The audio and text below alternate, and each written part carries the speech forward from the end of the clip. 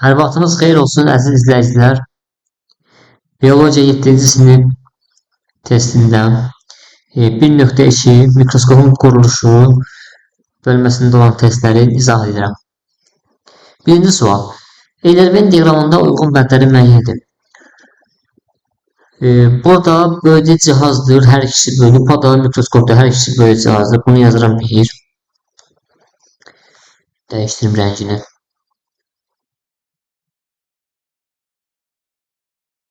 1.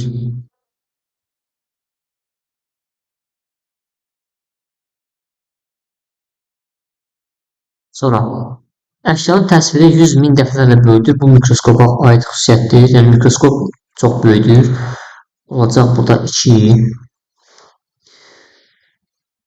Əşyanın təsvirini 2.25 dəfə böyükdür. Lupaya aiddir bu. Yəni 3. Sonra daha doğrusu 4 deyil bu. Deyirəm 4.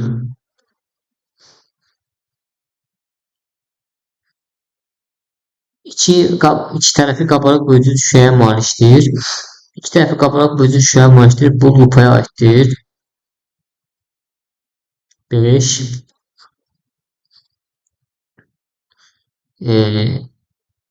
Obyektiv və okulyarları var. Bu da mikroskopa aiddir. 6. 3'ə əşyanın dəstəyi olan çərçivəyə aiddir. Bu lupadır. Lupaya aiddir. Bu da 2. Buna aiddir. Əşyanın təsviri 100.000 dəfə böyükdür. Mikroskopdur 2. Əşyanın təsviri 2.25 dəfə böyükdür. Lupadır 4. İki tərəfi qabarıq bölücü şüşəyə malikdir. Lupaya aiddir. Obyektiv və okulyarları var. Bu da mikroskopa aiddir. Yəni 1'ə uyğun gəlir 2, 4, 5, 2'ə uyğun gəlir 2 və 6, 3'ə uyğun gəlir yalnız 1 A variantı. Növbəti ikinci sual. Bölücü cihazdır. Lupa bölücü cihazdır. Digərləri bölücü cihaz deyil. Sxemi tamamlayın. Okulyar, ştativ, mikrovid, makrovid, rovalier. Bu mikroskopun hissələridir. Burada olmalıdır mikroskop. Mikroskop.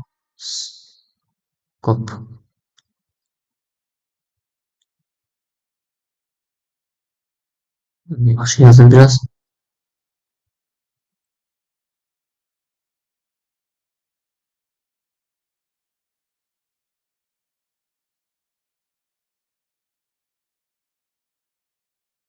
Növbəti sual. Yəni cavab elə var imiş. Burada baxmamışam işıq mikroskopu. Hansı ifadə doğru deyil? Obyektiv tubusun yuxarı hissəsində yerləşir. Obyektiv tubusun aşağı hissəsində yerləşir. Yuxarısında yerləşmir. Elə cavab burada doğru variant olmayan variant kimi A variantıdır. Mikroskopun ən vacib hissəsi böyüdən hissədir. O böyüdən hissə olmasa mikroskopu nəyimizə lazım, nə gərəkdir ki? Yəni böyütməz, biz onu böyütücü cihaz kimi biz onu istifadə edirik. Kiçik gözlə görünməyən gözləri görmək üçün. Bu da optik hissədir. Yəni B variantı. Sonra mikroskopa aid olmayan. Obyektiv mikroskopa aiddir, okulyar mikroskopa aiddir, dəstəyi olan çərçivə lupaya aiddir. Yazdım artıq 3'ü bura. Hər iki tərəfi qabarıq bölücü şüşə. Bu da lupaya aiddir. Ştativ isə mikroskopa aiddir. 7-ci sual. İşıq mikroskopuna aiddir. İşıq mikroskopuna aiddir. Rovalier 1. Dəstək olunur. Okulyar olar 3. Tubus olar 4. Əşya kürsüsü olar 5. Dəstək bərçilimi çərçivə lupaya aiddir. 8-ci sual.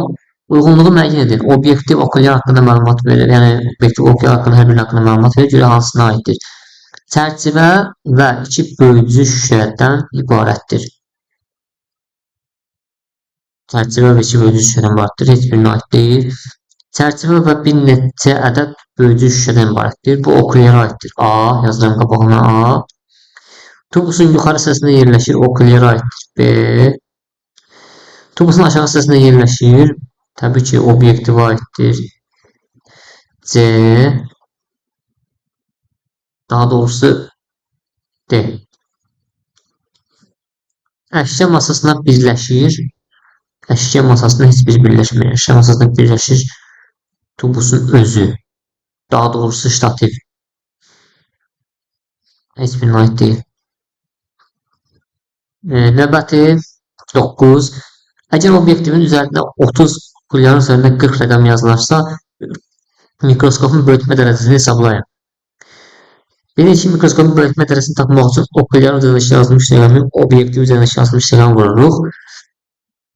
Obyektivin üzərində 30 yazıb, vurduq.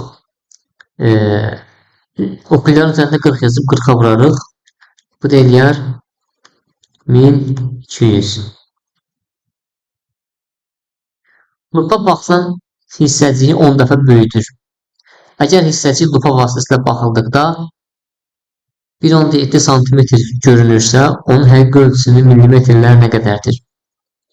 Əgər 10 dəfəyə qədər böyüdübsə, onda bunun həqiqi ölçüsü santimetrlə hesablasam əgər, böyütdükdən sonra olub nə qədər? 1.7 cm.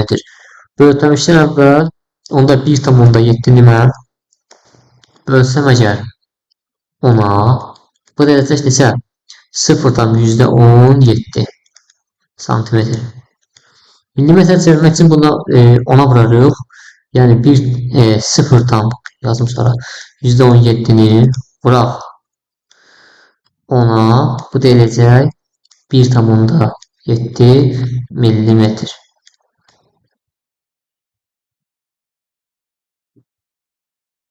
Növbəti videoda görüşənə qədər sağ olun.